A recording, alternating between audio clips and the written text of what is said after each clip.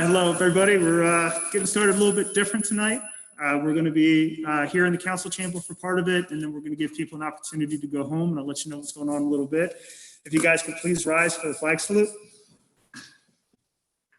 Pledge allegiance to the flag of the United States of America, and to the republic for which it stands, one nation, under God, indivisible, with liberty and justice for all. You can please remain standing while Deputy Mayor Bew leads us in the prayer. Loving Father, your desire is for wholeness and well-being. We hold in tenderness and prayer the collective suffering of our nation at this time. We grieve precious lives lost and vulnerable lives threatened. Inspire our leaders to discern and choose wisely, aligned with the common good. Help us to practice social distancing and reveal to us new and creative ways to come together in spirit and solidarity. At this festive holiday season, we pray that you would be with us in all that we do and all that we plan. In your name we pray. Amen. I'd also like you to remain standing for a moment of silence in memory of Ralph Spina, who passed away recently. Ralph has lived in Brigantine since returning from Vietnam in 1967. Ralph rose through the ranks of the Brigantine Police Department, reaching the rank of sergeant before retiring after 25 years of service. Ralph and his wife, Evelyn, have two children, Ralph Jr. and Tracy. Our island lost another matriarch recently with the passing of Mrs. Pat Koss. Pat and her husband, Don, moved to Brigantine in the early 50s, and where they raised their three sons and daughter. Pat's daughter, Nancy Graham, and granddaughter, Megan Danaher, have been caring for her for the last several months. Our condolences to the Spina and Koss families in these difficult times. Thank you. You may be seated. Thank you. Thank you, Karen.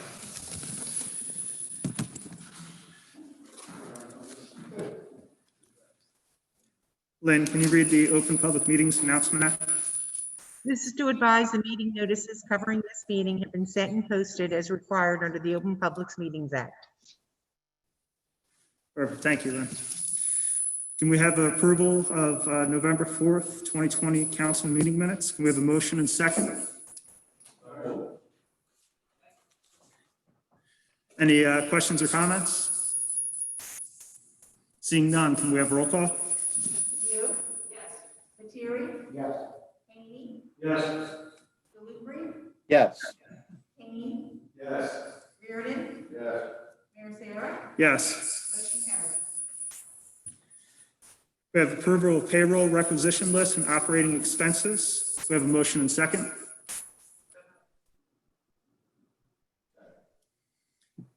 Any questions or comments?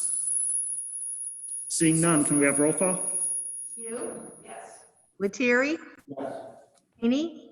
Yes. Lucre? Yes. Kane? Yes. Riordan? Yes. Mayor Sarah? Yes. Motion carried. At this time, I'd like to pause from the agenda. We have a special guest here with us tonight. We have Senator Chris Brown, and I will tell you from personal experience, he's probably one of the hardest working elected officials in the state of New Jersey, and we're lucky to have him representing us. He's going to be joining us tonight as I will be sworn in as mayor.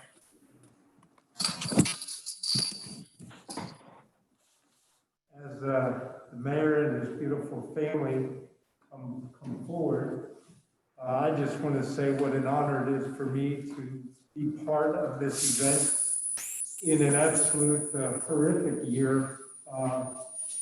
Seeing Vince move in as mayor is a silver lining, and I know this beautiful family and a couple of these young ladies I see you on Facebook, they're surfers, right? That heads out there all day long.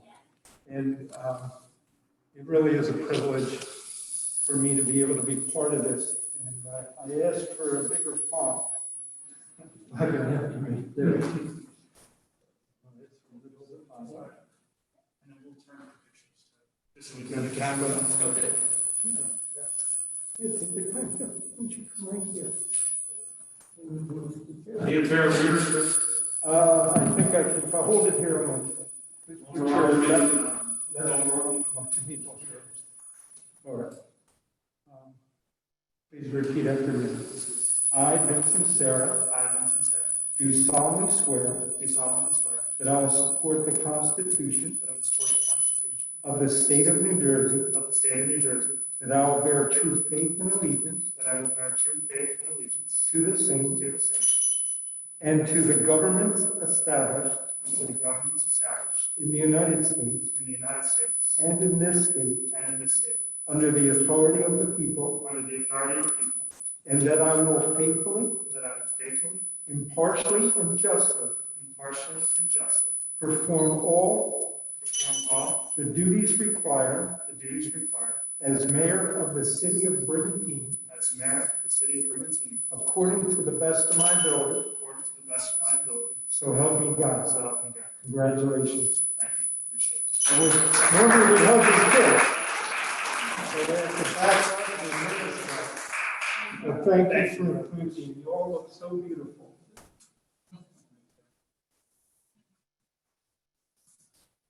And can we get a picture and then get that? Yeah.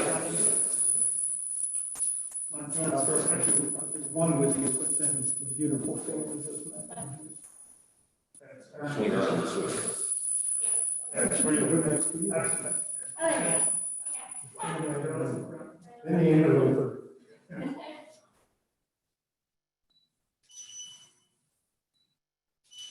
Okay, everybody give me a smile. Very good. Please, just do the family. Thank you very much. I signed this one. Thank you. Very good. Thank you very much. We're gonna run over this.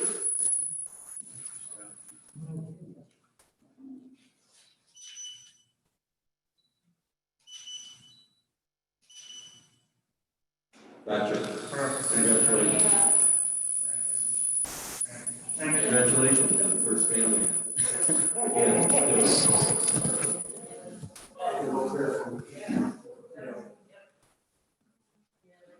At this time, we're going to take a 10-minute recess to allow council members to have the opportunity to get home so we can all properly social distance. But I would like to take a minute, one, to thank my entire team who's here. I love being on council with everybody. Two, to thank Senator Chris Brown for joining us today. And also, two, to thank my family. We do a lot of work and we get a lot of good things done here in the city, but I wouldn't be able to do anything without their support. So thank you very much to my wife, Jen, and my two beautiful children. All right, this time we'll take a 10-minute recess and then we'll reconvene. Thank you.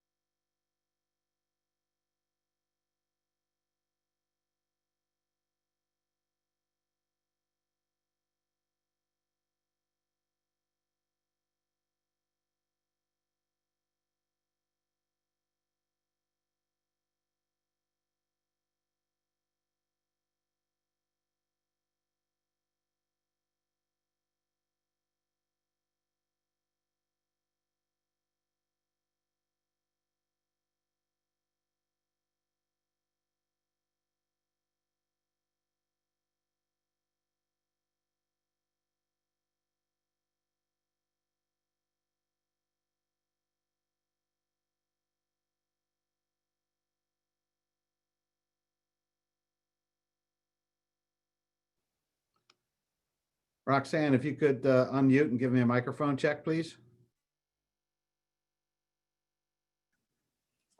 Can you hear me? I've got you. Thank you very much. Okay.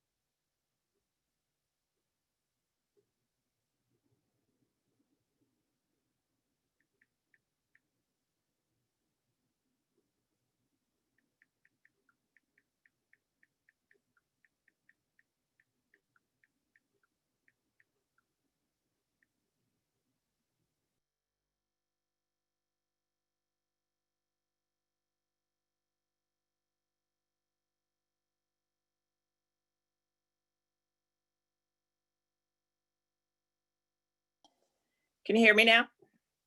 I got you. Thank you, Karen. Yep.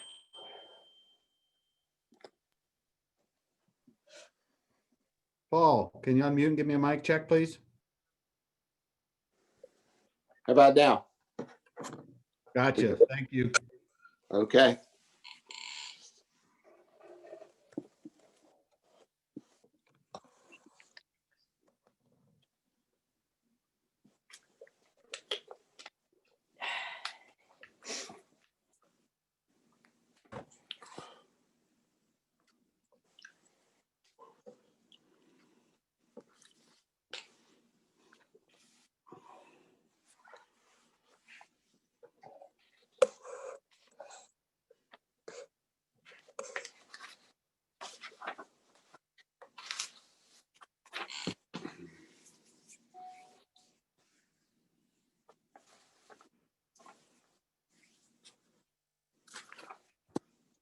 All right, let's.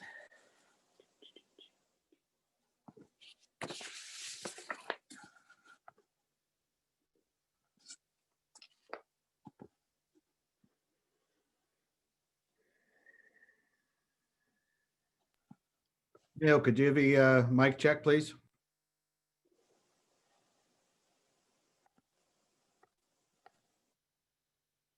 How we doing now? Gotcha. Thank you. Okay, you got it, pal.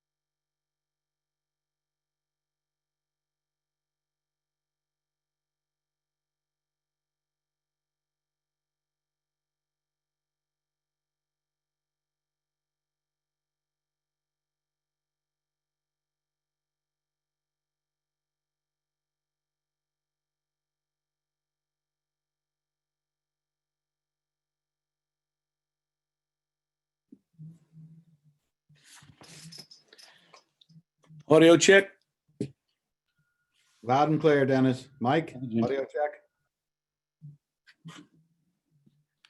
Testing 1, 2. Loud and clear. Good. Thank you. Mr. Mayor, I believe everybody's back. Can you hear me? Perfect. Yep. I'd like to thank everybody at home for their patience. Really wanted to be able to do the swearing in tonight, and also wanted to make sure we maintain social distancing. So this was kind of the best option and best way we can make it happen. All right, so let's move into our regular agenda. Right now we have public comment, and this is on agenda items only. So if you'd like to be recognized and speak about something on the agenda, just signal to the city manager and he'll let us know.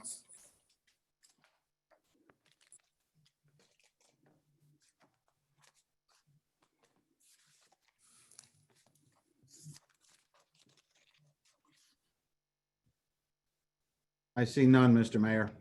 All right, thank you. At this time, we're going to close public comment. Trying to turn this, trying to cut down the feedback. All right, next up, we have our best practices discussion. So I'm going to turn it over to Roxanne Tosto, who is the best CFO in the state of New Jersey. So we're very excited to have her. Thank you, Mayor, and congratulations. As you all probably know, or maybe you don't, but every year we have an annual review of the city's best practices inventory. Every year, the city is required to complete an inventory of questions provided by the Division of Local Government Services. The intentions of this survey is to assess the city's compliance with various laws, and it helps the state evaluate our implementation of fiscal and operational best practices. It may also help identify areas where a municipality may require further assistance. The score in this survey has a direct link to the payment of the final 5% of aid from the state. Every year, the questionnaire may change. It may continue to have some of the same questions year after year, or new ones may be added. This year, the amount of questions was significantly reduced. This year, there were a total of 60 questions as compared to 84 last year. There were only 20 core competencies, which were worth 1 point each, and last year there were 38. There were 9 best practices, each worth ½ point. Last year there were 15.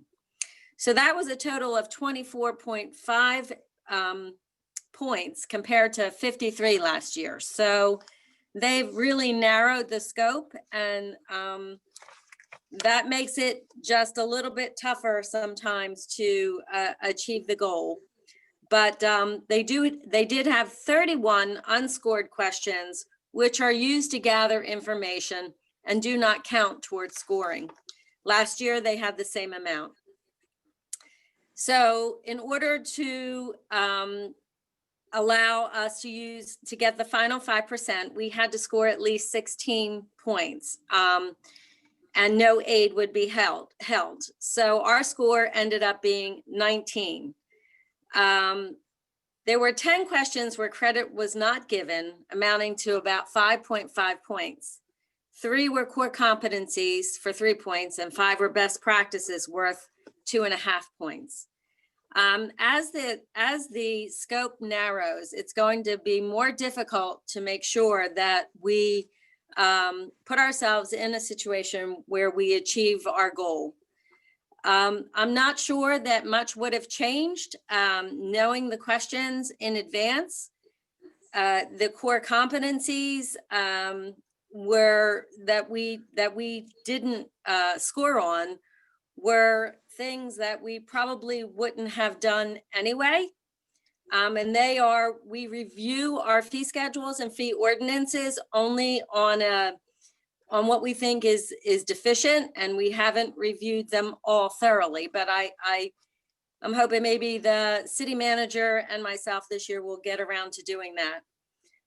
Our professional service contracts do not have a not to exceed clause, only because it's very difficult in most cases to estimate what those professional services are going to cost us every year.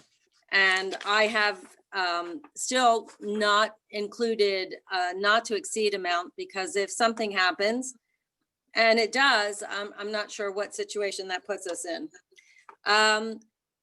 There's also our local unit investment policies. It's not based on an official cash flow analysis, because our investment policies are extremely conservative and extremely liquid. The best practices questions that we did not score on related to social media written policies, insured brokerage fees, personnel issues like cross-training, anti-nepotism policy. And then there was one that we didn't qualify because it was a cash flow for managing liquidity risk. I do an analysis, but it's not an official cash flow. So that's where we stand. I think there are some things that we'll continue to work on. But again, every year it's a guess as to what questions they will ask. And I'm not sure this year they pared it down because of the circumstances with COVID, or this is how they're going to proceed going further. They keep narrowing the subject matter. Perfect. Thank you So very any much. questions?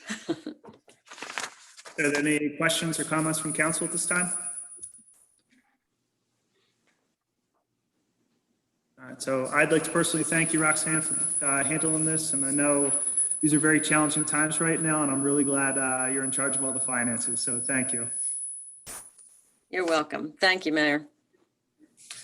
All right, so we're going to keep moving into our agenda. Next up, we have ordinance number 17 of 2020, which is an introduction.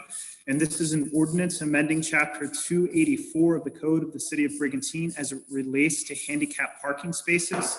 And this is to provide 2 handicap parking spaces at 121 31st Street South. Can we have a motion and second? So moved. Second. Are there any questions or comments from council?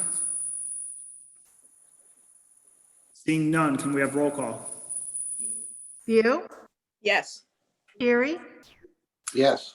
Haney, Yes. Lucre, Yes. Kane, Yes. Riordan, Yes. Mayor Sarah, Yes. motion carried.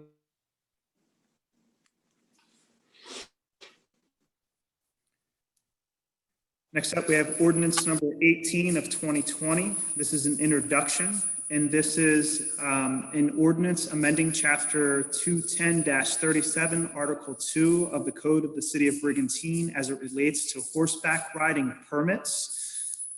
And this is going to adjust the license permits for that to have a discount of $75. So it'll be $75 for 65 and older and $50 for active military and veterans, which is a 25% and a 50% discount there. Can we have a motion and second? I'll make that motion. Second. Second. And Paul, I know this is something that you spearheaded and brought before us at the last meeting. I don't know if you want to say a couple words or a couple comments on this. Well, I'd like to thank the city and Fred Sweeney for their work on this and being able to offer that to our veterans and to our seniors. I don't know how many seniors are actually riding horses, but if they are, so be it. Okay. I think it'll bring a little more interest to our island also by accommodating those that maybe couldn't afford the extra money that we were charging before. And I do appreciate everybody that worked on this. Thank you very much. Thank you, Paul. Any other council comments? Seeing none, can we have roll call? View, Yes. Lettieri, Yes. Haney, Yes. Lucre, Yes. Kane, Yes. Riordan, I just want to say, I want to compliment Councilman Lettieri on this, and I vote yes. Good job. Mayor Paul. Sarah, Yes. motion carried.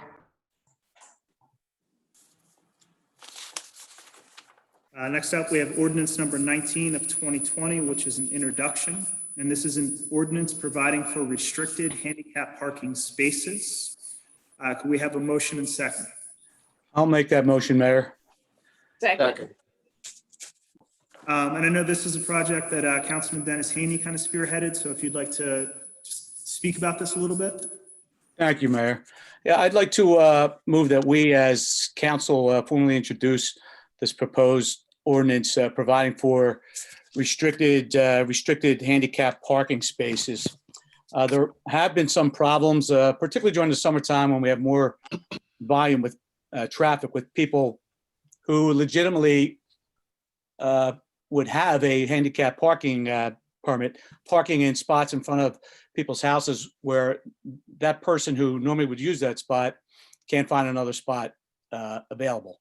So this ordinance rather would allow for that person to pay a set fee, a one-time fee, and they would have to apply. They would have to apply for the necessary application, and pay the necessary fees and, provide documentation as far as license, registration, what have you, and all the other particulars of the proposed ordinance. This would just better ensure that all our handicapped people in our town have the ability to secure proper parking within a close proximity to their home. So with that said, Mayor, I'd like to just kind of break down a few things in the proposed ordinance itself. Yeah, that'd be perfect. Thank you. Okay. First, just want to start off just as far as one amendment regarding this ordinance would be in subsection G, where it states the fee for restricted handicap parking space will be $75 per year. Have that to amended, please, to read the fee for restricted handicap parking will be a one-time fee of $75. And with that said, the second sentence under subsection G would be eliminated.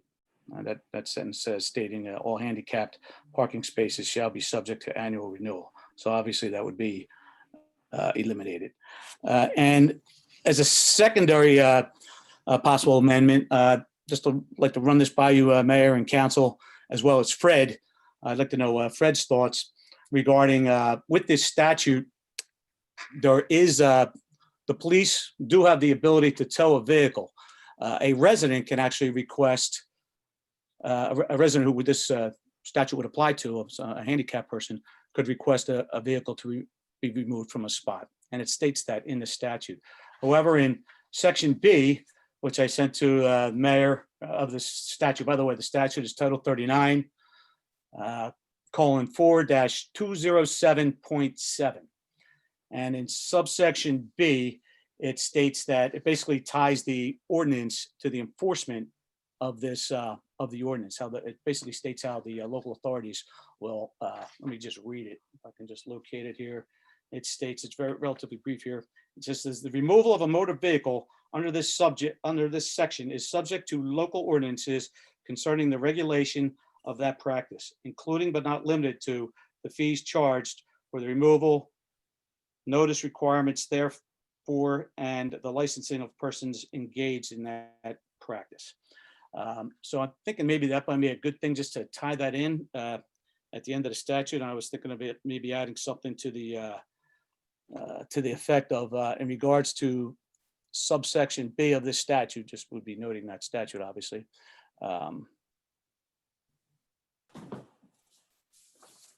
Scratch that. Okay, I'd like to add this part under below section, I guess under J, if it would be pertinent, if it would matter, regarding the removal of any such motor vehicle unlawfully parked in such restricted handicap parking space. New Jersey Motor Vehicle Law, Title 39, :4-207.7 shall apply, and under subsection B of this statute, Brigantine Police Department under this ordinance and statute shall have the final authority regarding the removal of any such motor vehicle found in violation. And the only reason I would want to put that in there is that under subsection A, it speaks of how it speaks about how eligible persons with a disability may request a law enforcement officer to arrange for the removal and storage of a motor vehicle which is parked unlawfully in a parking space or zone which is restricted for use by a person with a disability. It shall be the obligation of the owner of the motor vehicle to pay, the violator that is, the owner of the motor vehicle to pay the reasonable costs for the removal for any storage which may result from the removal of the vehicle. So I just thinking maybe it's a good thing to add that in there so there's not a scintilla of doubt as to just how the statute, how the ordinance applies and how it's related to the statute and where the authority rests regarding any such request to have a vehicle removed. Fred, maybe Fred has some input on that, or anybody else from council, but I'd like to hear from Fred first. If he, I guess the first amendment you want to make to G makes sense, and we can do that. I guess I would need clarification from Fred on the second part, whether or not we need to have the statute that gives the police the authority, it sounds like, to do the job that they do.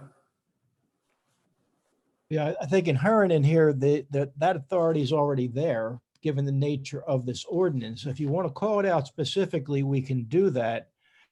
And I might suggest that if council is so inclined, that for purposes of tonight, at the time of introduction, that we deal with the fee issue and make that change that is contained in subsection G. As to the rest of this, in terms of the enforceability, it may be that we leave that open at the moment, and that as we move between now and the second reading, we take a look at it. If we can make an amendment that would accommodate that, that would not change the intent of this ordinance, we could still go to we could still make an amendment and still go to second reading. If our discussion becomes such that we're talking about major changes, then we may have to hold it off.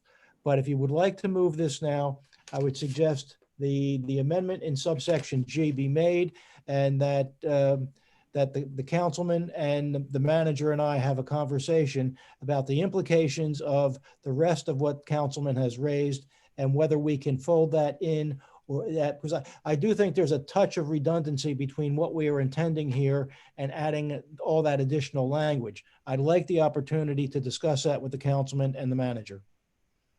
No, it sounds like a good plan. Yeah.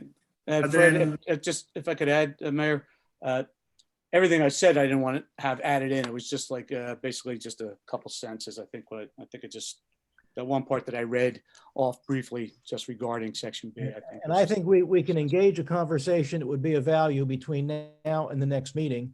And if we need to do a few minor changes so that the ordinance actually captures what it is Councilman's speaking about, we can do that. Okay. But the conversation would be a good exercise. I don't want that to stand in the way of the introduction tonight. And we should make that tonight. If you want to change the fee structure so that it is a one-time fee rather than an annual, then so be it. Make that amendment, but let's have this conversation and we'll move towards second reading. Thank you, Fred. I have a question. I'm in agreement with the fee scheduling, but how do you convey our ruling on this to someone who visits the island with a legitimate parking placard, parks in that spot and winds up getting his car towed, when that's not the case in most municipalities? That if you have a handicap placard, you have the ability to park in a handicap spot unencumbered. Well, let me address that in terms of what I think this ordinance is doing and what it's intended to do. This ordinance will permit a restricted handicap parking space, and that restricted space will actually have a sign on it. We will post a sign on that space that says, this is a handicap space for vehicle license number ABC 123. And if somebody other than ABC 123 parks there, that is a violation. And the appropriate tickets could be issued and the appropriate removal of the vehicle could take place. It will be noted by physical sign on the site. Okay, that makes sense. That was my thought. You'd have to convey that message to handicap parkers that they couldn't just park anywhere. That would work. Yeah, I was gonna, yeah, and Paul, I was gonna maybe break it down. I was gonna go through like some of the subsections in here. I didn't want to get too long-winded with it. I think maybe at our next council meeting, I might be able to explain a little further, but as Fred was stating, there'll be that license plate will be noted on the sign, and also that person has to have the necessary paperwork. They have to do the application, file it with the city, and even if there's somebody living in the house that's driving that person, they can use their license plate can be put on there. They have to be a resident at that household. There's a number of things that are in here. All of council can look at them. It's pretty explicit, and I thank you, Fred. I think you did a good job writing that up. Thanks. And then just to carry the thought through in terms of these violations, there is in the state statute authority for the removal of the vehicle from that spot. So we are covered that way in reliance upon the state statute.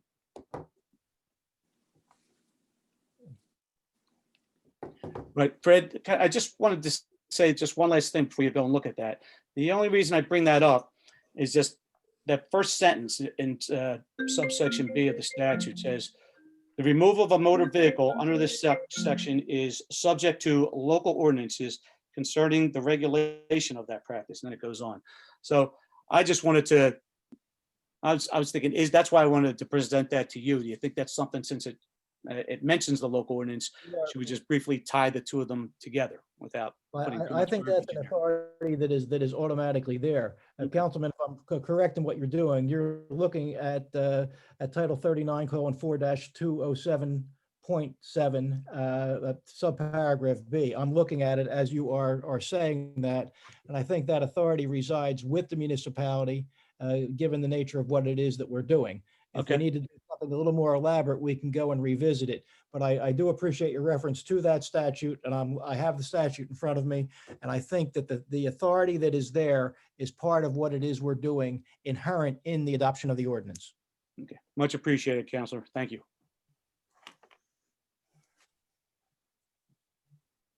Yes, I had a question too. I know we were looking at amending section G, and one of the lines that we're looking to take out was all handicap parking spaces shall be subject to annual review. Jim, I think the purpose of having that annual review is in case the property is sold or someone moves and that space is no longer needed. Is that why we have that annual review?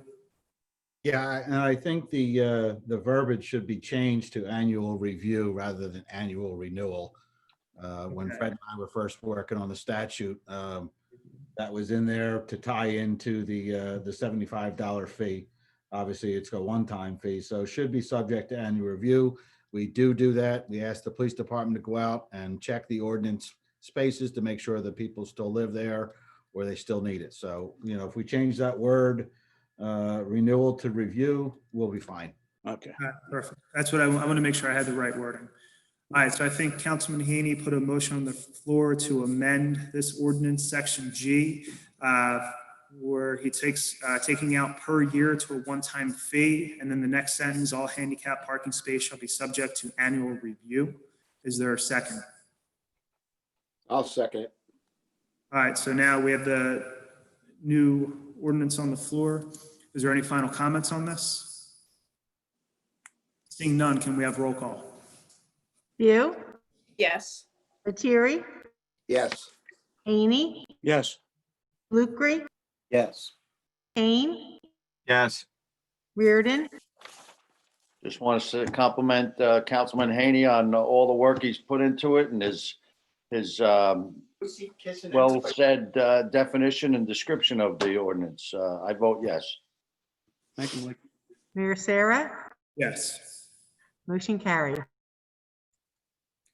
All right, next up, we have ordinance number 20 of 2020, which is an introduction.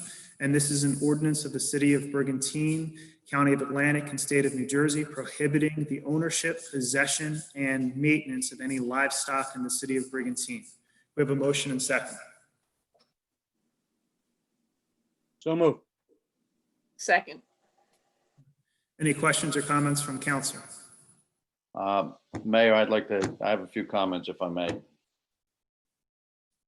Yeah, please. Okay. I agree that we need to control the livestock issues on the island. But I feel the way this ordinance is written up there, maybe might want to make a couple changes to it.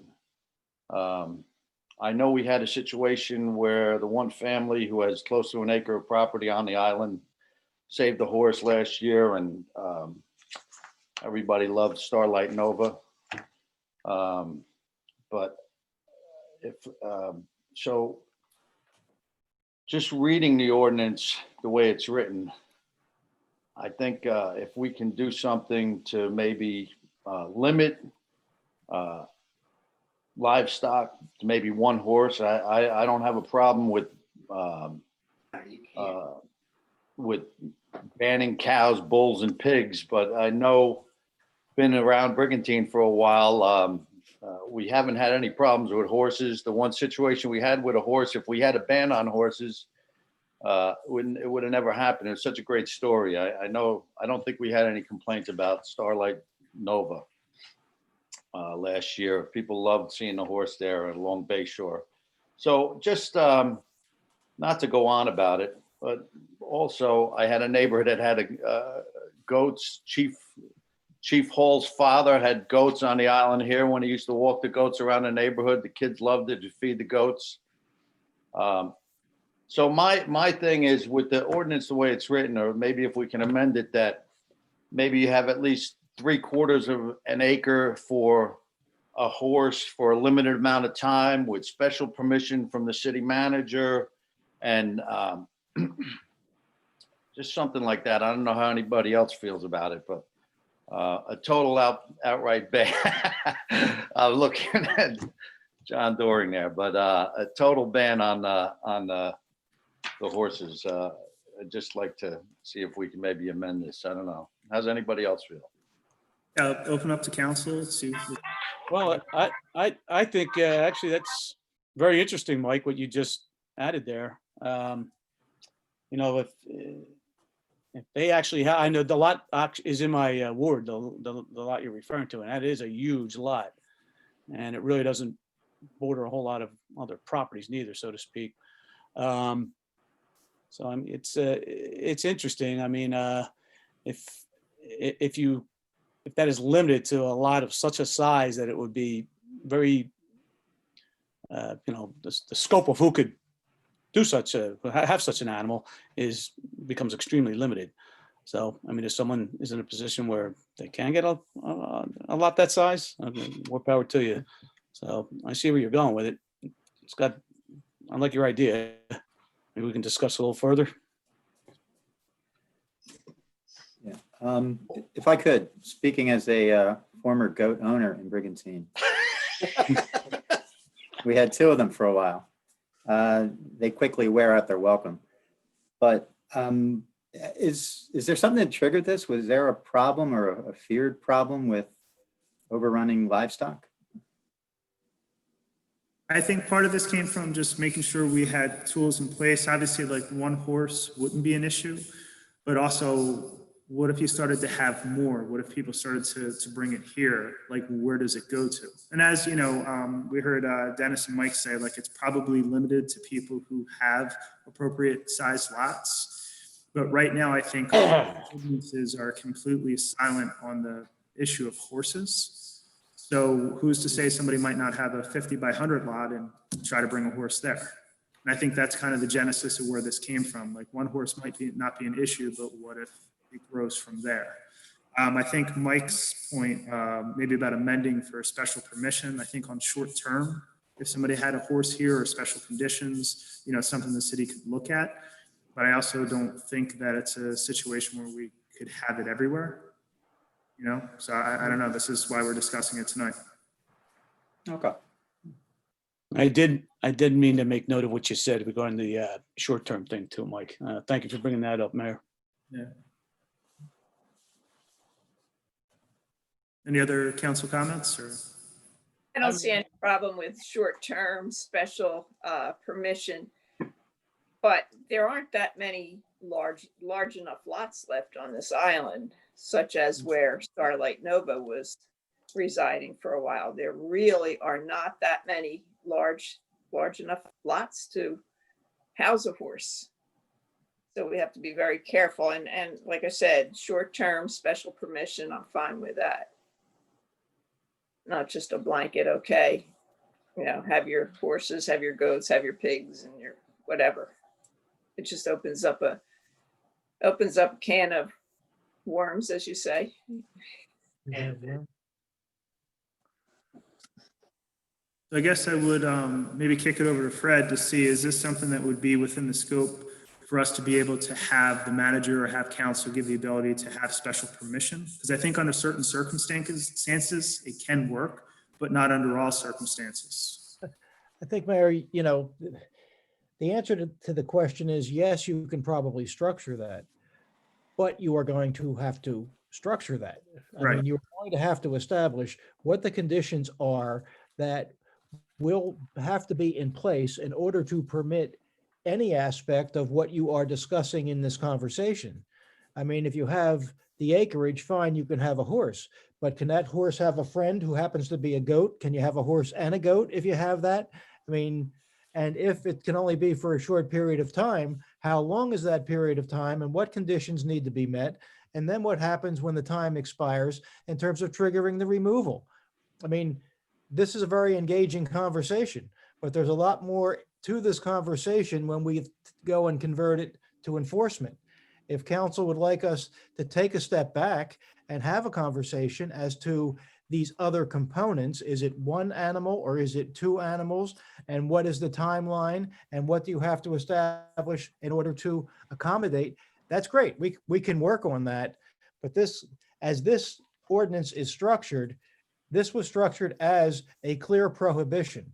As council's discussing it now, you are looking to build in different tiers of conditions that will permit different tiers of possession. I mean, we can work on it, but I don't think that that's something that comes out of a 10-minute conversation at a council meeting. Council may want to appoint a committee and take a step back and try to structure what it is that you're really intending, because it's a little more complicated than that once you leave what is in front of you now. I also think there's a concern too, where in that neighborhood, that horse may have worked well. What if other neighbors have concerns? You know, and I think it becomes a bigger issue. And where do you draw the line? Like, again, is it one horse? Is it two horses? Like, what happens if the horse gets away? What happens if the horse does damage? You know, like, there's a lot that's unknown. And I don't know, being that we are primarily like a residential area, very dense populated, I don't know if really livestock is appropriate for our island. You know, and that would be my concern. So obviously, you know, I think, you know, I'm open to ideas, but I think once we start to try to define this, I don't even know what's appropriate space for a horse. You know, like you look at some of the properties, just because they have a half an acre of property in Brigantine, does the horse have access to all of that? And I don't mean any specific property, just in general. So, you know, I guess that's what we would need to consider. The devil's in the details too, also. I think you got to be careful there, because next thing you know, if we're having livestock for rehabilitation purposes for say 4 or 5 months, is the vet going to turn around and say, well, he doesn't need a half acre, he only needs a 50 by 100 lot? Right. You know, so we got to be real careful where we tread here, and how we word things. And ultimately we got to look at the city's liability, like Vince, the mayor, was saying, like if that animal were to get loose somehow. So I think it needs more discussion. I think everybody needs to sit down, spitball it for a little bit, and you know, just not look at the positive things and try and help people out. But we have a responsibility to the city and its liabilities too. So I think there's a lot that needs to be looked into. It's not as easy as it seems. And I can tell you too, I know there's other horse owners on the island. There's also someone who has a horse rehabilitation farm that also has property here. So what happens if they bring their work home with them? You know, like, that's just my concern. I'm not against it. I just think we need to really hash it out a little bit. You know, it's got to be special circumstances. It's got to be rehabilitative circumstances. It's got to be a certain lot size. There's got to be certain liabilities that the owner waives off on and signs off on. But again, we don't have to go into all that tonight, but I do think it needs more discussion. Mayor, if I may, in terms of dealing with tonight's ordinance, is council in agreement with the concept of tonight's ordinance? Because if council isn't in agreement with the concept, you can move this ordinance and go forward. This ordinance can always be amended. So if there are other items and methodologies and interim possession issues that council wants to deal with, that prospectively, you could amend this ordinance if in fact you pass this ordinance at this time. So I think the entry level question is, in a global sense, is this ordinance good for the city of Brigantine? If it is, you can move it. And then you can go and look to see if there's methodologies where you may want to create some exceptions. That would sort of deal with both ends of this now, and then work to find other methodologies. And that's a good idea. And that was something I was going to suggest, because right now this is just an introduction, which would then give us time to come back. And as we can make amendments and take time to discuss it. But I do think, at the very least, we should move forward on something now. And if there are amendments and suggestions and ideas that we have, we could bring it forward in a discussion between now and the next council meeting, if council would be agreeable to that. Mayor, I'd just like to add just 2 points. Such a horse or whatever the animal might be, it might be taken care of in such an excellent manner that the horse, that it's healthy as a horse, right? Okay. But other people who live in that area might not feel as comfortable. They might be people, for instance, that move from maybe a country setting where they really, they don't want to have like livestock type animals near them. They're concerned about whatever, if no matter what the animal might be, if it has the potential to carry something. Their concerns. I can tell you from my experiences when I was out on the road as a trooper, as I recall it, they were 5-acre lots, I think, for the most part, where people down in Still Manor, Weymouth Township, what have you, where they had livestock, they had farms. I'd really have to delve back into it and see what other smaller lots there were. But I remember, for by and large, they were people with like 5-acre lots that had livestock. Now, very well, there may have been some townships that had 2 or 3 acres. I don't know, but it's just food for thought. Yeah, absolutely.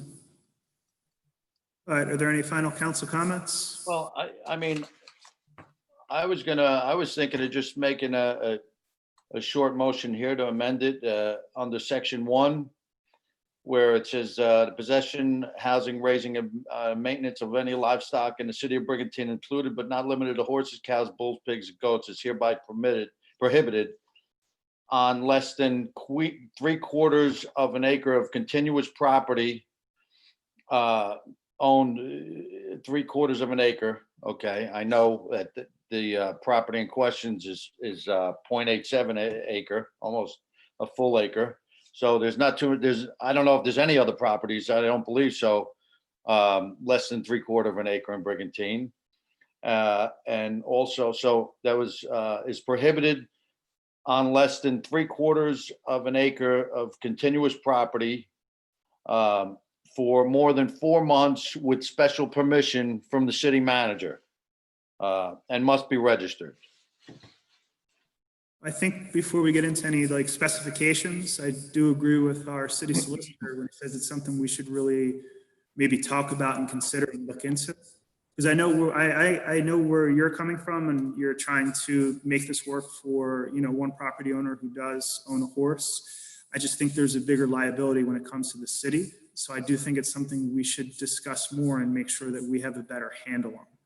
So I don't know that we're in a position. I mean, obviously, if council wants to vote that way, they can, but me personally, I don't think we're in a position really to make those changes right now. I think it's something we should take time and discuss and have a better plan on, which, is something we can do. Okay, Mayor. So are you saying we want to vote on this tonight, or can we table this till we discuss it some more? So I guess there's 2 options. Council can choose to table or choose to vote on. If we vote on this, it's only an introduction. It doesn't take effect, but we're saying that by voting on this tonight, we're saying that it's in the best interest of Brigantine to look into this issue and discuss whether or not we want to have livestock here on the island. Between now and the public hearing, we can make an amendment to that. So if there's specific amendments or something that works, we can introduce that amendment. And unless it's a significant change, I believe we'd be able to move forward. If it's something that's a significant change, then it would just get pushed to the next meeting. Am I correct in that analysis, Mr. Cerny? Yes, you are. If it is significant, you would not be able to go to second reading. If it is minor, you could still go to second reading. Okay. So the only thing we would do tonight is just introduce the ordinance. It doesn't take effect, it's not binding. If council does not believe that we should be trying to regulate livestock on the island, then you can table the ordinance, but then it doesn't go anywhere. So that's really the question before council. Do we want to move forward on putting regulations in, even if there's amendments to allow certain conditions on livestock, or do we just want to allow people to have livestock? So I guess that's up to council. I think we go ahead and introduce it tonight And then that gives us the next 2 weeks to explore some options, to listen to some of our constituents and get some of their feedback and see where we go at our next meeting. I concur with Deputy Mayor Bew. Feel the same way. All right, then, can we have roll call? View, Yes. Lettieri, Yes. Haney, Yes. DeLucre, Yes. Kane, Yes. Riordan, Before my neighbor starts milking cows in the backyard there, I'm gonna vote no until we amend this, and I'll possibly change it at a future date. Thank you.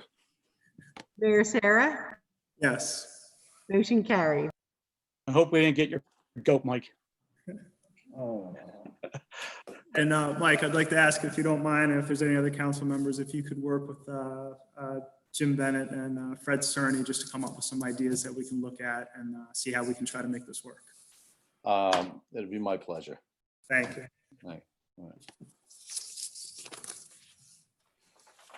right, next up, we have Resolution 2020-206, and this is an award of contract for miscellaneous parts and supplies for various city departments. And whereas the city of Brigantine has a need for miscellaneous parts and supplies for various departments, it is determined in the best interest of the city of Brigantine to have said supplies available from a vendor, local vendor when needed. And this contract would be awarded to Three Brothers Inc., which is Brigantine Ace Hardware, for miscellaneous parts and supplies. Is there a motion and second? I'll make that motion. Second. Any questions or comments from council? Seeing none, can we have roll call? View, Yes. Lettieri, Yes. Haney, Yes. DeLucre, Yes. Kane, Yes. Riordan, Yes. Mayor Gunther, Mayor Sarah. It's gray hair, isn't it? I see how it is. 2 mayors ago. You know Andy's laughing right now. Been here a long time. I vote yes. Motion carried.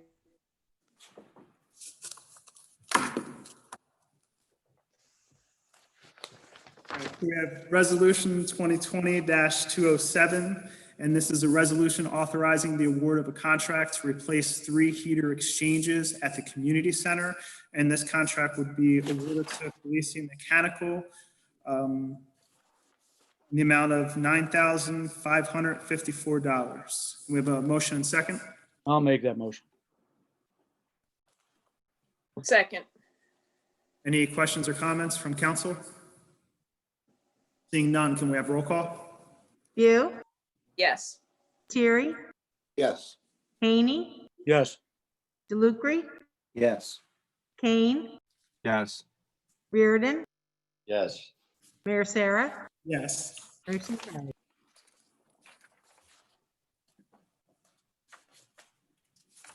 Resolution 2020-208, and this is award of contract for equipment and supplies for the Public Works Department. And this would be for Pierce Equipment Co. of Somerville, New Jersey. We have a motion and second. I'll move.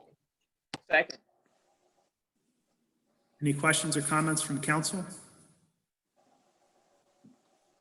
All right, seeing none. And this contract also has a not to exceed amount of $40,000. So I know that was part of our best practices. So just wanted to note that in there. And can we have roll call? View, Yes. Lettieri, Yes. Haney, Yes. DeLucre, Yes. Kane, Yes. Riordan, Yes. Mayor Sarah. Yes. Motion carried. So we have Resolution 2020-209, and this is a renewal of the R&R Brig LLC pocket liquor license.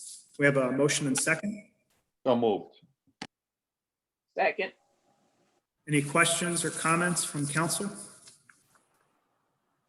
Seeing none, can we have roll call? View, Yes. Lettieri, Yes. Haney, Yes. DeLucre, Yes. Kane, Yes. Riordan, Yes. Mayor Sarah, Yes. motion carried.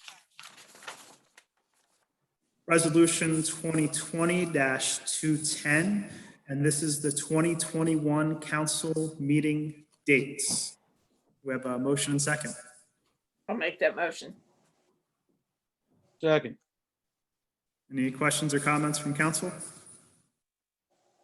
Seeing none, can we have roll call? You, I just have one comment. Does Councilman Reardon realize that on March 17th, we have a meeting? I want to put in notice ahead of time. I might not make that one. It'll be a Zoom meeting, you'll be fine. Yes. Lettieri, Yes. Haney, Yes. DeLucre, Yes. Kane, Yes. Riordan, Yes. Mayor Sarah, Yes. motion carried. Resolution 2020-211, and this is authorizing the execution of the contract for fire chief. We have a motion and second. Motion. Second. Any questions or comments from council? Seeing none, can we have roll call? You, Yes. Lettieri, Yes. Haney, Yes. DeLucre, Yes. Kane, Yes. Riordan, Yes. Mayor Sarah, Yes. motion carried.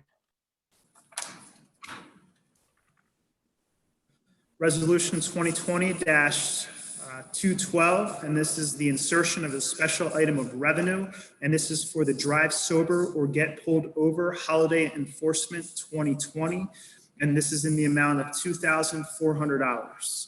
Can we have a motion and second? So moved. Second. Questions or comments from council? Seeing none, can we have roll call? You, Yes. Lettieri, Yes. Haney, Yes. DeLucre, Yes. Kane, Yes. Riordan, Yes. Mayor Sarah, Yes. motion carried.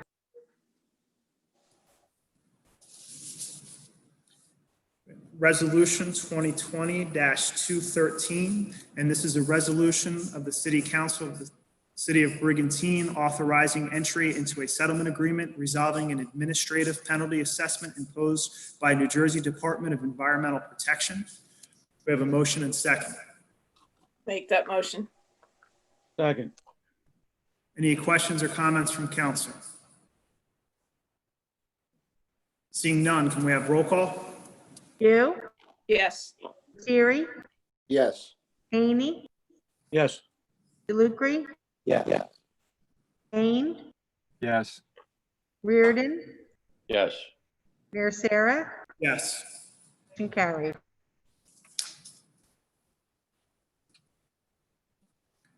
Resolution 2020-214, and this is for third-party medical billing services. And this would be awarded to DM Medical Billing LLC, who has performed this service for us, I believe, over the last 10 years, and they are of Gibsboro, New Jersey.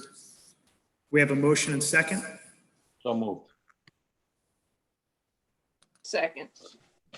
Any questions or comments from council? Seeing none, can we have roll call? You, Yes. Lettieri, Yes. Haney, Yes. DeLucre, Yes. Kane, Yes. Riordan, Yes. Mayor Sarah, Yes. motion carried.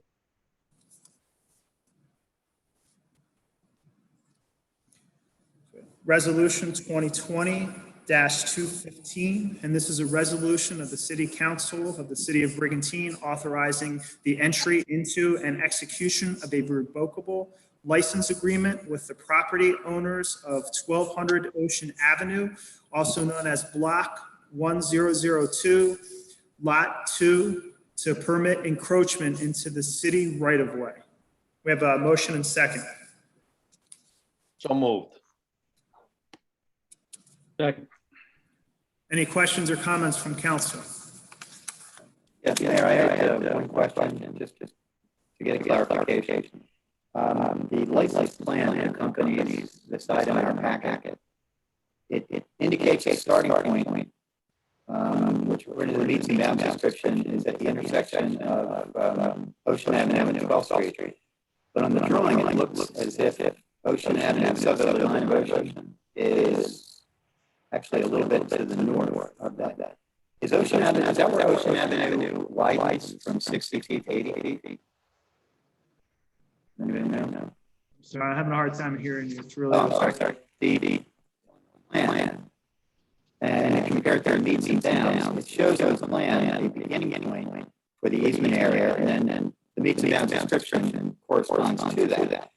But, and it's faint on the drawing, so I can't really tell where the actual edge of Ocean Avenue right of way falls. Is it right at that place where it says beginning point on the drawing? Or is it a little further to the north, where it looks like it says southerly line of Ocean Avenue? And when I look at the tax map, it seems as if it's right in front of this property that Ocean Avenue widens from 60 to 80 feet. Something's wrong with your sound. Yeah. I'm looking at the. Mayor, I got most of what he said. I can follow up with the engineer in the morning to double check that. I guess the gist of your question was if Ocean Avenue widens from 60 to 80 feet. I'm looking at the actual license plan drawing from Ponzio, and what I see on the Ocean Avenue side is the width of their property is 80 feet. But I can see what you're talking about on the backside. So if you'd like, I can follow up with Matt Duran tomorrow, and I can give you a call and let you know the exact answer to your question. Thanks. So I'm a little familiar with this this issue on this also, Rick. If we're talking about the back of the property, I can tell you what the issue is there. When he went for the variance for the garage and to do the work he's doing, that looks much better. The second deck is about 12 inches over the first floor deck. And he didn't expand the deck. He just repaired it, put vinyl on it, repaired it. And I guess when it came out that normally that's not proper. If you were building new, you couldn't do that. But because it was existing and he just repaired it and put the vinyl on it, he didn't extend it. I know that was one of the issues pertaining to this property, actually. Not a big deal. Thanks. He didn't change it at all. Are there any other questions or comments from council? Seeing none, can we have roll call? You, Yes. Thierry,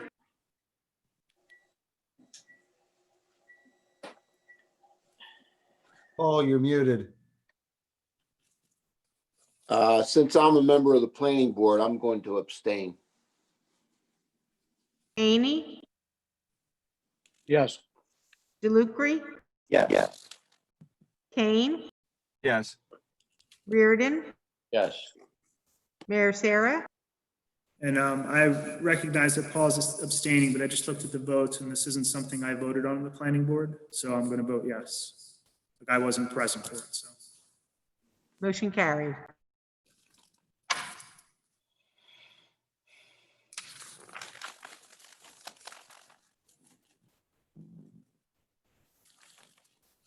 Sorry, I have an old agenda item. I'm just going to pull this out real quick.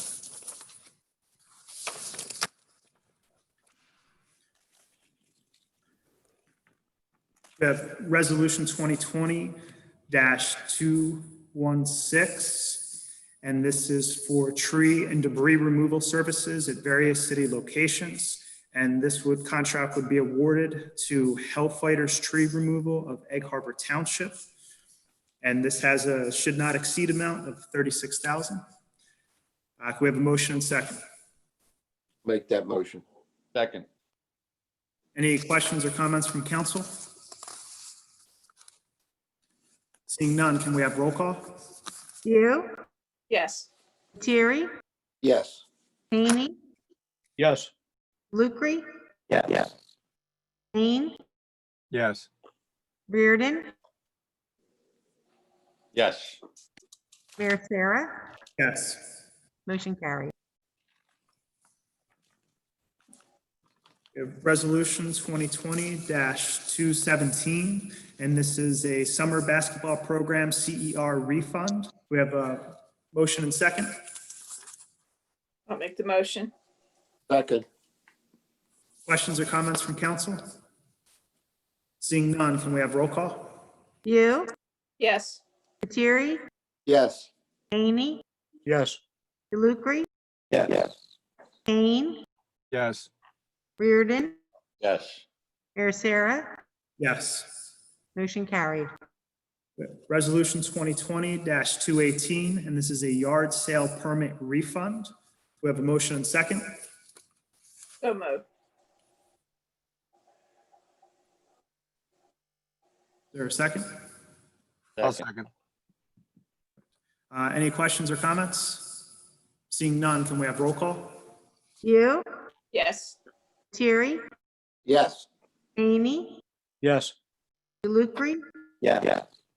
Kane, Yes. Riordan, Yes. Mayor Sarah, Yes. motion carried. Resolution 2020-219, and this is an insertion of special revenue item, and this is from the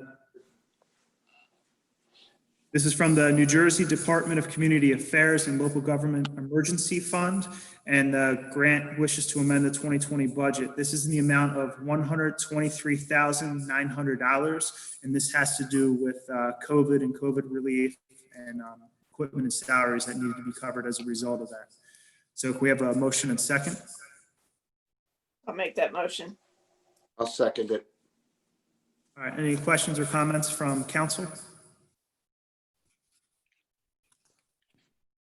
I can tell you, like, this is a huge help. COVID really hit a lot of towns hard, and there was expenses that came up that we didn't expect. There are extra employees that we had to put on. I know the beach patrol was one of them. In order to meet some of the COVID guidelines, we added some extra lifeguards. We spread people out. I know Public Works did a great job outfitting most of our buildings to make sure that we were keeping our employees and the public safe.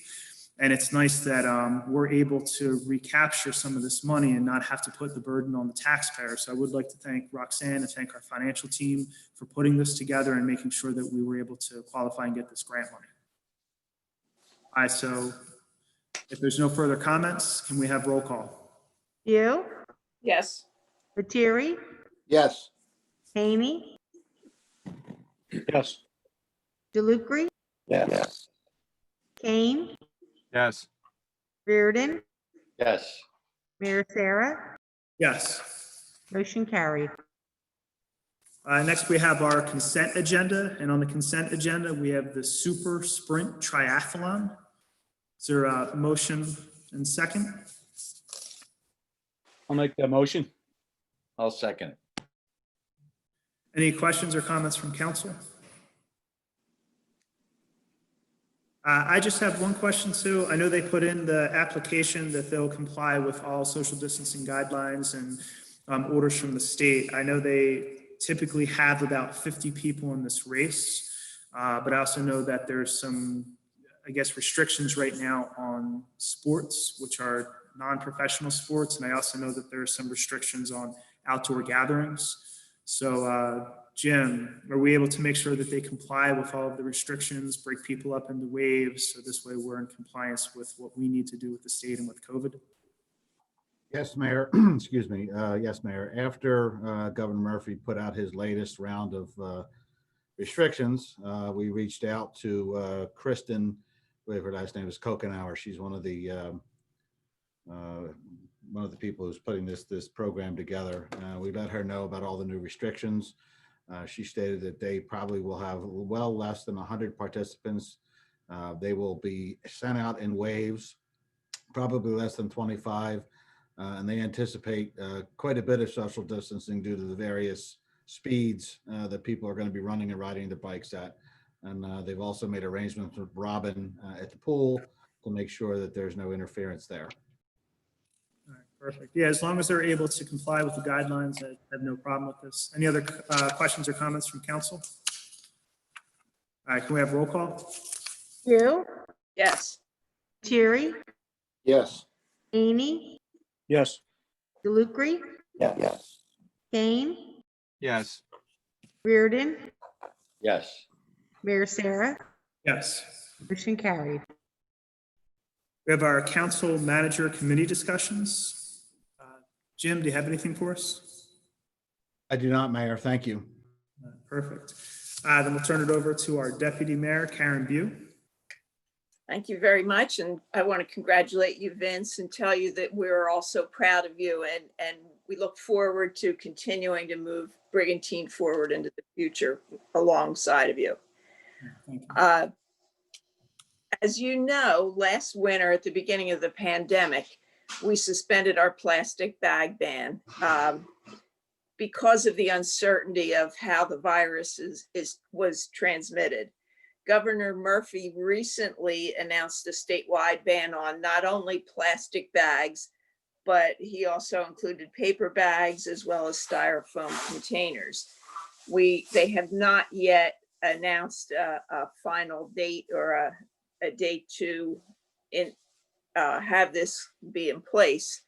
But I would think it would be sometime within the next year or two.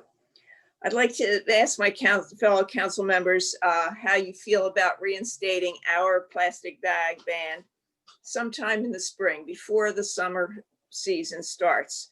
I know that most of our locals and visitors and businesses really got used to using reusable bags. And hopefully by April or May, we won't be so worried about spreading COVID on surfaces such as our cloth and reusable bags. So I just want to know what your feelings are. If anybody wants to have a discussion now or get in touch with me, and we can be thinking about this for the future, maybe in the spring, maybe say May 1st or something like that. And I think it's definitely something we should look at as we get into the spring. If you look at like the typical flu season, especially in this area, it really ramps up in the end of January and starts to die down in March. I'm very limited on my medical knowledge and experience, but I do believe COVID is a flu, and it's been following a lot of the same trends of the flu season. So hopefully through this second wave and with the introduction of the vaccines that are coming out, hopefully by March or April, we're in a good position to start moving forward, one as a country, but two, also to start, visiting, putting the plastic bag ban in place. I know there's a lot of people who supported having that ban, and they agreed that during the pandemic, it was okay to suspend it, but a lot of people made me promise that council would reinstate it. So I think you're right on the mark, and looking at the springtime for this discussion, I think is really appropriate. Okay. Acme and Wawa just asked, I did speak with representatives from them, the government relations person. They asked if we could just give them 30 days notice, so this way they can properly transition. And as long as we work well with our partners, they're definitely happy to help and support whatever it is we wish to do. That's why I figured we'd start looking at it now. So if we started it in May or June, we'd be able to give them plenty of notice. Perfect. I'm Anybody just else? curious as to where the money goes for the charges, like Wawa and Acme, they charge you for bags. Sometimes 10 cents a bag. What do they do with that money? Acme does not charge you unless you're buying one of their bags. I don't think, did Wawa? I think Wawa sold bags as well, but we did not institute a bag fee. It was just a total bag ban. I was just curious the numbers that they made, because they sold an awful lot of bags. And I'm not talking about the reusable bags. I'm talking about the plastic bags that you could buy there if need be from Acme and Wawa. Seems like they sold quite a bit. I was just curious as to where those monies went on their end. Does that just stay with the corporation or? Yeah, so my understanding of this is we as a local government can't impose that kind of fee structure on a private business. They can choose to do it themselves, and if they do it themselves, it's up to them where the money goes, but we don't have the authority to dictate that kind of fee. That's something that would have to come from the state of New Jersey. The state of New Jersey, it's considered a tax, and the state of New Jersey has that power. We as a local government do not. And I believe that's why I know Governor Murphy and the state legislature has been looking at this for some time right now. And really the best remedy from that would be a state solution. So hopefully the state can get a handle on this and move it forward. I know there's a couple of people in both the Assembly and the Senate who have different bills and different variations of, banning plastic and fees on plastic and things like that. My understanding from talking to people in Trenton is that the trend is to move away from the fees and to move to outright bans. Yeah, I wasn't looking for us to initiate any fees or anything like that. It was a curiosity thing as to, with all the money that they make on selling the plastic bags at Wawa and at Acme, does that just go back into their general fund? Not that we have any control over it, but I've been asked that quite a bit, where all the money that they're making, and they make quite a bit, where's that money? I think they had to pay for the bags somehow. Okay. All right. Yeah. All right. We'll be discussing that in the next couple of weeks. Moving on to the farmers market, they wrapped up a fabulous 2020 season with their fall market on the 21st. We had 1,740 shoppers. It was amazing. The vendors, the shoppers, the weather was perfect. It was actually warmer than a couple of the August dates that we had there. It was just a great day. I can't thank enough Jeanette Kessler and Karen Geller and Janet Lieberman and their whole team of volunteers who worked so hard this year. Shirley Morgan was there a lot. She's a behind the scenes person. Thank you, Shirley. I'd also like to thank John Doring and Public Works guys for their help. And big thanks to Glenn Robbins, our superintendent of schools, for allowing us to hold our market in their parking lots. It was the best solution, and everybody loved having it at the school. The team is already preparing for the 2021 season. And finally, I would like to congratulate the Holy Spirit High School football team on their unofficial South Jersey championship following an undefeated season. What is so unique about this team is that 11 members of this team are former Brigantine Rams players. I'd like to recognize these young men and thank them for being such great representatives of our youth program. We have senior Devin Lee, running back and cornerback. Senior Jack Clem was a cornerback. Junior Jeremy Acevedo was a linebacker. Junior Trevor Cohen was the quarterback. Junior Yadiel Feliciano, the kicker. Junior Dylan Knopf on the offensive line. Junior Michael Pena, a defensive back. Junior Brendan St. Clair, offensive line. Junior Nick Visco on the defensive line. Sophomore Lorenzo D'Angelo on the defensive line. And freshman Guy Papora was a safety. And also Coach John Knopf, also coaches Brigantine Rams and coaches at Spirit.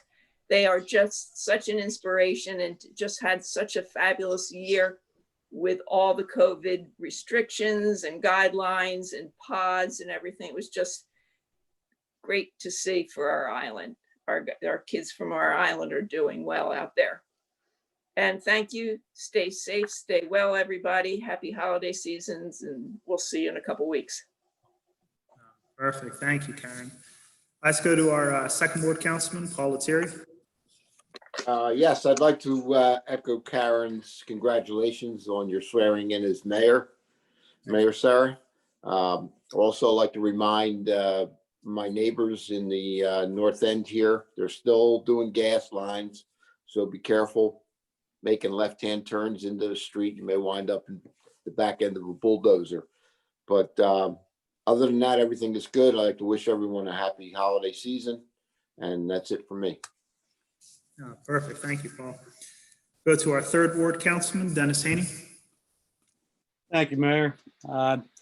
Belated happy Thanksgiving wishes to everybody. I hope everybody had a blessed and happy Thanksgiving, and certainly was different this year. There was a lot smaller crowds in people's households, but nonetheless, I hope and wish everyone had a beautiful day and weekend. I just wanted to say also, Mike, we're going to that March 17th meeting we got coming up next year. Those that are off, I'm sure you're agreeing with envy about that. Huh? Okay. Moving right along. Karen, congratulations to you and that entire group at the farmer's market. What a fabulous job they do. And my wife loves going there. So many of us, all our friends and family love going there. And we have company come down. They love going. It's just an incredible team effort. And we're very lucky to have you as our point person on that. So I thank you for that. Additionally, Karen, you mentioned Holy Spirit. That is some news indeed. I was not aware of that. I know Mike, Councilman Riordan, and I are both very familiar with a lot of those young men now. Okay, we knew them when they were even younger, whether it be coaching or officiating a lot of the games. So a real tip of the hat to those young men and their families, their moms and dads for all the great work they did, just raising them and guiding them in the right way, and to all their coaches for the excellent work that they've done.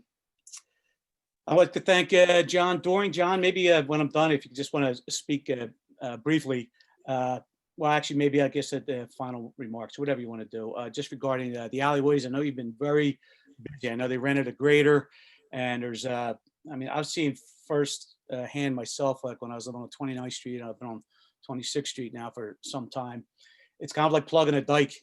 Sometimes you get these areas where you have low-lying water, speaking about the drainage problems. And overall, you do an excellent job of leveling it out, but then some of the water, most of it's gone, but some of it moves to another location. So you're going from one property to the next, and it's a handful. So if you could speak to that a little bit, I'd greatly appreciate it. I'd also like to thank City Manager Jim Bennett, Chief Rich Cosimeno, and Fire Official Rental Inspection Officer Jack Murray for all the work they did. It was a recent meeting with some neighbors in the residents in the 3rd Ward who had some concerns with some rentals that were a bit out of control in the past. So I appreciate the efforts you had doing a conference call with that group. It was a group of about 8 to 10 people. Actually, it was more than that. I think it was more like maybe like about 8 couples. So it was more like 16, 17 people in total. And finally, I just like to say that regarding the state of the state here with, I sure hope this coronavirus thing can wind down. We can get back to normal. It's been quite the roller coaster. I know the governor's always got different executive orders coming out. I mean, I know the mortality rate is down significantly and stayed relatively flatlined. However, even, you know, one death is too much, right? So I just hope that we can get back to normal and our businesses don't have to suffer any further, and we'll get back to opening them up, because there's a lot of people really on the ropes, a lot of business owners, gyms, things of that nature. So that's about it. I just hope get a herd immunity build up over time, and population immunity, if you will, and we get back to normal life. Okay. Thank you, everybody. Thanks, Dennis. Let's go to our 4th Ward Councilman, Rick DeLucre. Thank you, Mayor. I'd like to start with congratulations as well to you on your appointment. I was debating referring to you as Mayor Klein, but I thought that joke's been done. Unfortunately, not for you, but I have to leave the meeting now for a dental appointment. So my only request would be for Lynn, if we could talk tomorrow about me getting access to the audio from the meeting so that I can catch up with Councilman Riordan's remarks. I would appreciate that. Thank you all very much, and have a good week. Thanks, Rick. Let's go to our at-large councilman, Neil Kane. Well, I don't have a whole lot, but first I want to congratulate you, Mr. Mayor. Good leaders, they want to be followed, and I think your team wants to follow you. Absolutely. So congratulations again on that. Going to do a fantastic job. Work continues on the gas lines in the north end and the golf course area. They actually worked on my house the other day. So they're bouncing around and still getting the work done. Other than that, I do want to say and give my condolences to the Spina family, and that they're in our thoughts and prayers. And, you know, I know it's a tough time for everybody. It's going through my house too. And we're going through some difficult times, but we're going to get through it. We're going to get through it. And with your leadership, I don't doubt it. So That's all I got, and thank you very much. Thank you, Neil. Appreciate it. Let's go to our at-large councilman, Mike Riordan.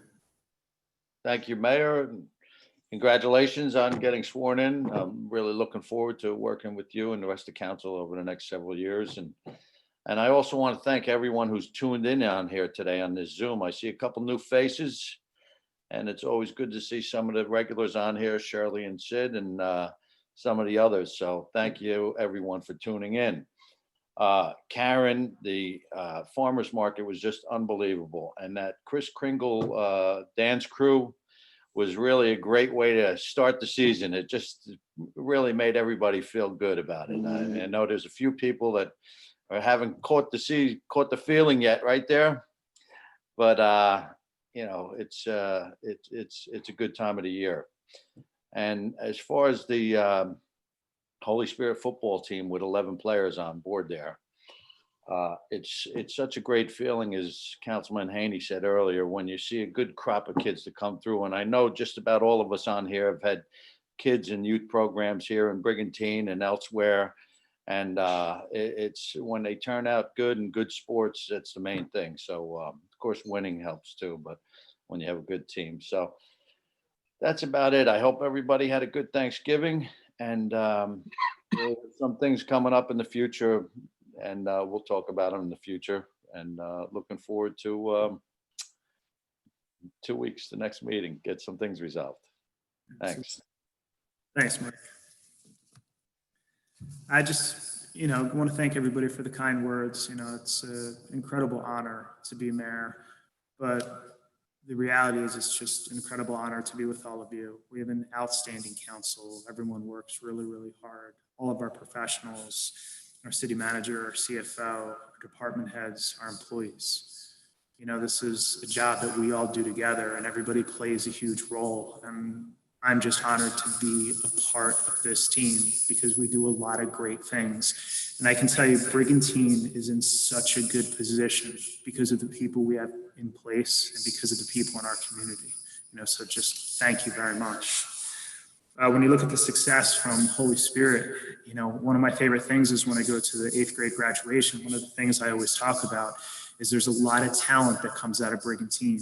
Our students go off to the respective high schools and they're in the top 10 of their classes. They are the leads in the plays. They are the first chairs in the different instrumental groups, and they're just fantastic people. Like, there's so much talent. So it doesn't surprise me at all that the anchor and backbone of Holy Spirit's team comes out of Brigantine. It's just a part of our community and who we are. You look at like Karen and Rick with the farmers market, and all of our volunteers that come down, and the great committee we have there. I mean, our farmers market was listed as one of the top farmers markets in the country. And that's just the success that we have here from Brigantine. So I'm just proud to be a part of that, and just for all of us, just want to keep that success going. Our tree lighting this year, this was a tough decision on us. I know it's always a big tradition here, but in light of the recent COVID numbers that are going up across the county and the governor's restrictions on outside gatherings, we wanted to keep the tree lighting going, but we wanted to limit it to try to protect people and keep people safe. It is going to be 5 p.m. on December 4th. We did put something out in the newspaper and on social media. But due to the governor's restrictions on outdoor gatherings, it's going to be very limited. Every year we have people come into the firehouse, and there's music and there's choirs. We're not going to be able to have that. We won't have people be able to sit on Santa's lap. And I know that's going to be disappointing for people, but this is something that we have to make decisions that are in the best interest of the community and protect people. I know one of my favorite things is, when the Brigantine Community School Choir comes and sings, I love to hear them sing. We're not able to do that this year, and also with Casey's Dance Studio. I know those students work very, very hard to put on a good performance for us every year, but this year we're just not going to be able to do that. So we're going to come together. It's going to be very limited. We're going to ask people to spread out. We're going to ask people to wear masks, even though we're outside. And again, respect everybody's choices and their political beliefs. But we need to make sure that we make decisions that protect the people of our community. One of the things we're really watching right now is the COVID numbers. We are well into our second wave right now. And you can see the COVID numbers across the county and across the state going up. Hospitalizations we're watching too. They are climbing, but not as fast as the numbers. And hopefully this vaccine comes out and, things, get better. When COVID first hit, one of the things that really helped to keep Brigantine safe and keep our numbers down was the great choices people were making in the community. So I'd like to ask people just to continue to make good choices, continue to put yourselves and our community members in a good position so we can stay strong through COVID. I know Councilman Kane talked about South Jersey Gas. I know he's doing a great job staying on top of that.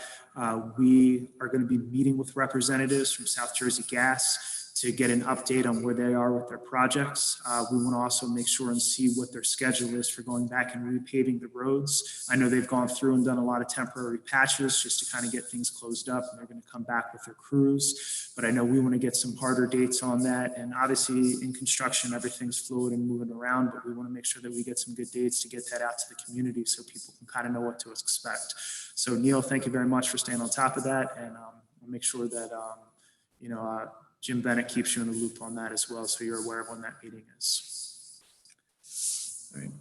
At this time, I'd like to open it up to public comments. So if there's any public comment, just please signal to our city manager and he'll recognize you. I see. Go ahead. Sid and I would like to say congratulations to you, Mayor. We're so proud of you and we're so honored to have you as our mayor. We just could not have asked for anyone who is more caring than you are. And we certainly wish everybody happy holidays and thank you for all you do, all the council. It's wonderful the way you're all working together. It makes us feel very good. So thank you. Thank you guys. Appreciate it.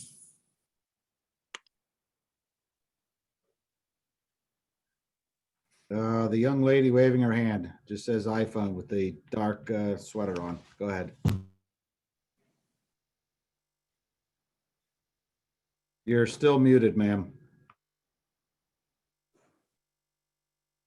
Sorry. My name is Michelle Tadley. I live on the South End, and I wanted to congratulate you. We have a couple of questions. There's another person, Kathleen. We'd like to get some things on the agenda, but we don't know how to go about doing that. So we could talk to you about it, whether it's in this kind of council meeting or a public hearing. Can you explain how we do that? Yeah, go ahead, Jim.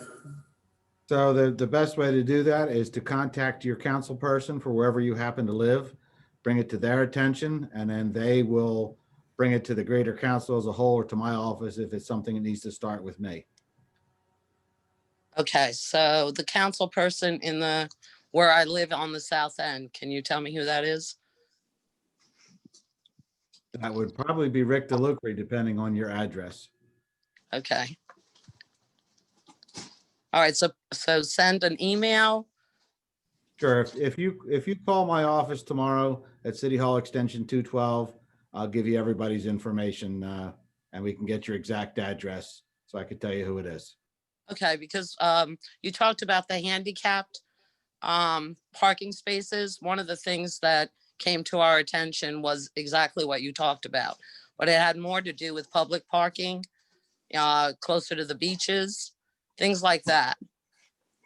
Okay, like I said, you got to contact your council person first. Call my office tomorrow and I'll put you in touch. Sounds good. Thank you very much. Okay. Since I'm in on this, can you hear me? I don't know if you can hear me. Just a minute, ma'am, please. Yeah, sure.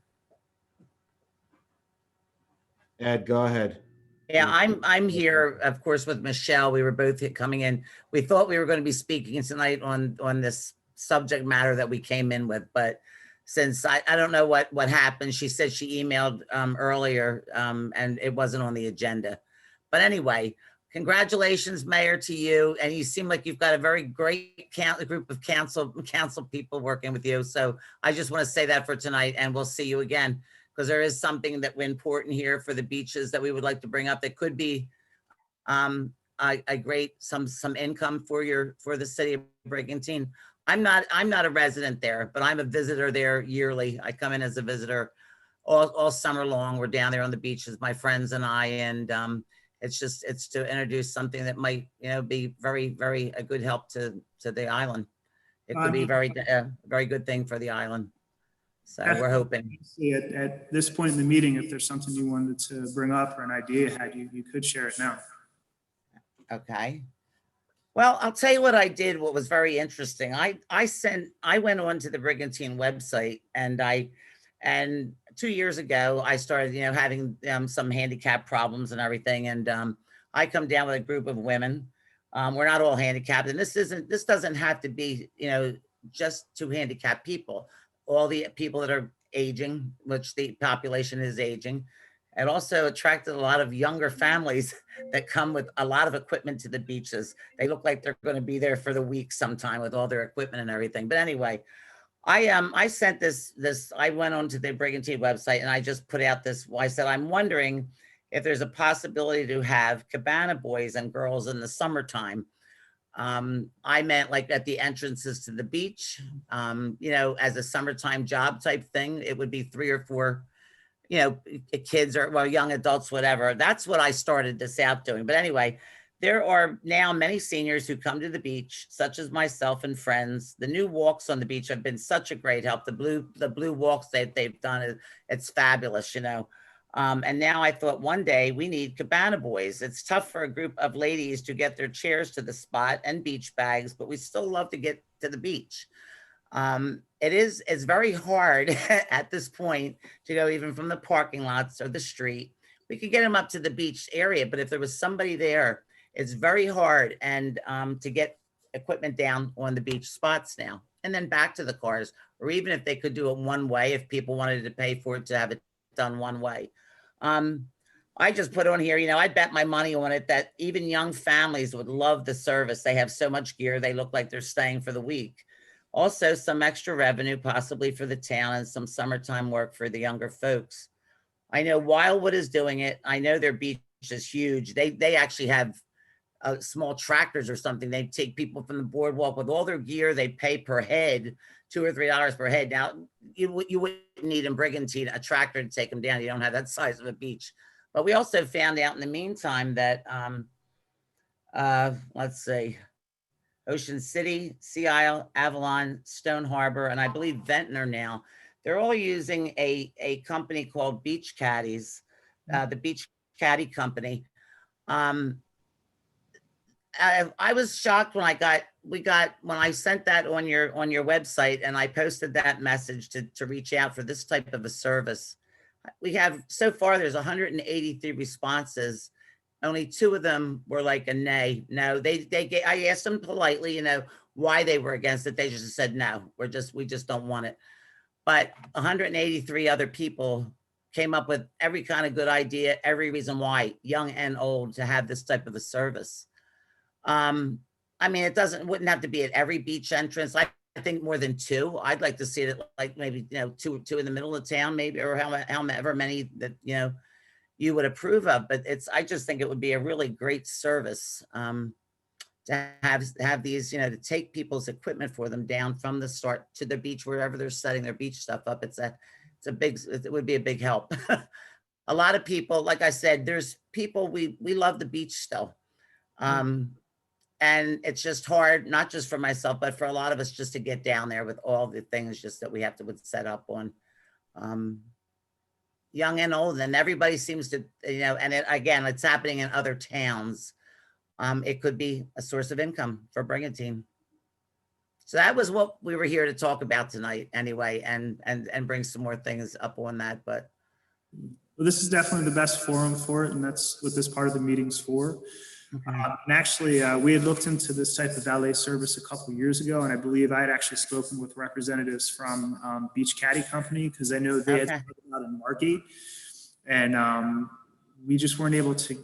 They didn't really have an interest in maybe coming to Brigantine, so we weren't able to make that work. But it sounds like they've really expanded, so maybe that would change. But I think that would be the best thing, to put it out to like a private company. I don't know that the city would be able to take on the employees to do that. But we can definitely reach out to them again and see if there's any interest. And see Yeah, I actually, when the guys were putting up the blue walks, I said to them, are you the Cabana boys? Yeah, will you take our gear? And they said, no, but that's a good idea. You might want to, bring it to their attention. So there are other companies, I think. Somebody mentioned that there are other companies, but again, yeah, I had thought initially, I thought this was a simple thing to do. You just put up a poster and try to get the kids in or the young adults to come and do this for a summer job. That's what we did in my day and age. But Wildwood, I believe, runs it through their beach patrol, but their beach patrol is much, much larger than ours. Yeah. And they Yeah. we have. That's why we had looked at possibly putting it out to a private vendor. But as I said, I don't know that they saw the profit margin here in Brigantine, that our crowds weren't big enough. But we could definitely reach out and see if there's interest and see if it works. I mean, I think it's a great idea and be a great amenity for people to have. Oh yeah, there's so many people, like I said, the young and old seemed interested in it. The younger folks and the older in the age, and just yeah, it's hard. It's hard to get down the beach, and I want to be there. Absolutely. Yeah. So my girlfriends, it's a shame because they're trying to lug everything down. We have carts, but I have a problem. I just have to get myself down there. I have a problem walking, so to get down there with a cane on the beach is hard, and they carry all the equipment to get down there. So yeah, that's what we're here for. I'd say the best thing too, if you could reach out to the city manager's office tomorrow, give them a call and make sure we have your contact information. And this way is, we'll try to find out some information and see if there's any interest. And this way, at least we can give you an update. Okay. Yeah. And then Michelle, I guess she's in on this. Yeah. She want to. Yes, if Michelle's here, yeah, one of you, if you guys could just contact the city manager tomorrow, so we have your contact information, and then we'll see if they have any interest. If they do, we'll look to see if it works. Obviously, we have to make sure it works with Public Works, but yeah, we'll see if it works. I mean, it doesn't hurt looking into. Thank you very much. Thank you, and congratulations again. Thank you. You've got a good group of people to work with you there. Yeah, I've enjoyed the meeting. Yeah. Outstanding team. If I may, Kathleen, am I on mute? I'd like to say I agree with the mayor there. It's a good idea, and especially you mentioned about walking down to the beach and getting down to the beach with the beach mats that we have on the beach now that we've increased over the last several years. It's been a good. So it definitely. That's a great service, and it is. Yeah, I don't know if there's any qualifications you prefer with your Cabana boys, you and your girlfriends, or I even changed that. I said we won't limit it to the boys. Okay, Cabana boys and girls. Okay. We'll make sure we don't have Mike in charge of that unit. Just that's fine. You could be. Kathleen, if I could just add briefly, you really prompted and brought back some memories when you mentioned Wildwood. I lived in North, for the summers, going back to high school and college, 25th Street. I'll give an example. 25th Street in North Wild, right near the border of Wildwood. That had to be. It seemed like it was long story. I walked to the beach. This a long story. Yeah, it's a long story. I'm joining in. Well, I did too. I spent most of my an aunt of mine had a boarding house at the time back years ago on Hildreth Avenue. My mother was a waitress there, and my father came in from the service, and they met in the little dining area that she had there. I marched in parades on the Wildwood Boardwalk as a child and everything else. So yeah, we could go on. Great memories. Thank you, Kathleen. Yep. And Mike, I'll meet you later on for that walk from 25th Street to Boardwalk down to the. Better bring yourself a snack. Thank you both very much. And I believe Ed was up next. He had a couple comments. Yeah. That definitely sounds like a cool job, Mike, Cabana boy. We've got some future employees. I want to congratulate you, Vince. Also, council, you guys do a great job. Jimmy, you do a great job also. It's my first time on one of these Zoom meetings. I was encouraged to come on, so I figured I'd come and check it out. Now, this meeting here, is this a special COVID meeting? No, it's not. This is our regular council meeting. Okay. So everybody knew that? Yeah, it's online and it's in the newspaper. It's advertised. Okay, well, I guess you gotta let one of the members know because they left for a dentist appointment.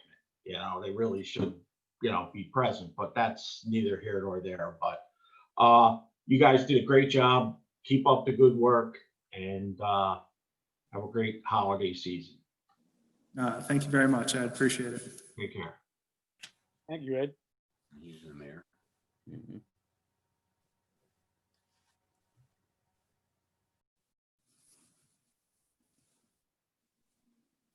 Hey, Mayor, I don't see anybody else trying to get my attention. All right, this time we're going to close public comment. Are there any final council comments? Yeah, Mayor, I was just wondering if if John's still on, if he could just briefly speak about the grading the alleyways. So I know John's had people peppering him with questions as well as myself regarding that. So if you could just maybe speak about what they're doing right now, like with the renting, the grader and all that. Yes, Councilman. As everybody knows, our alleys are service alleys. And with all the new homes that are going up in Brigantine, they're becoming more of a driveway. And our alleys were never built for the use that they're getting now. So with the city manager and the city engineer and myself, we're looking to